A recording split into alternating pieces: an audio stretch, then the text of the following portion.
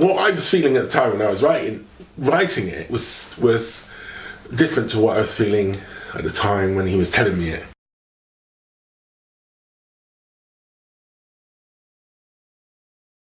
When he was telling me it, it was just like bam, bam, bam, bam, bam, a roller coaster.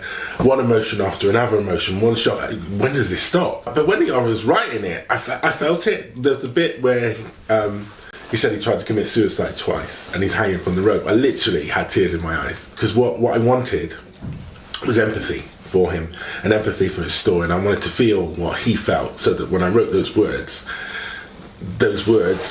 could convey that. And when people listen to those words, they could feel the same empathy.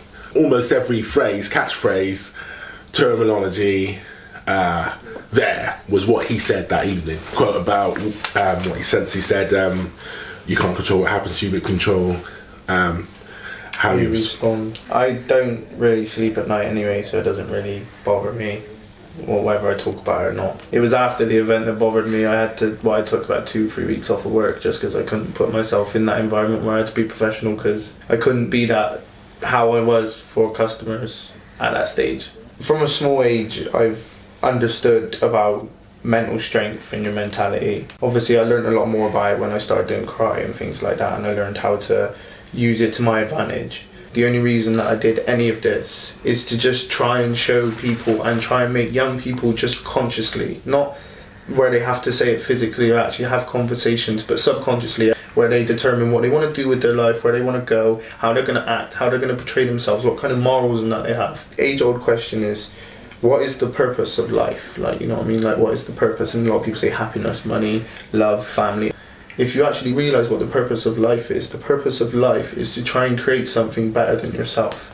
And the real reason for something better than yourself is because then eventually everything will be on the same level. If everybody can get on that same level and be the best they can be, then we will actually make a better place for everyone.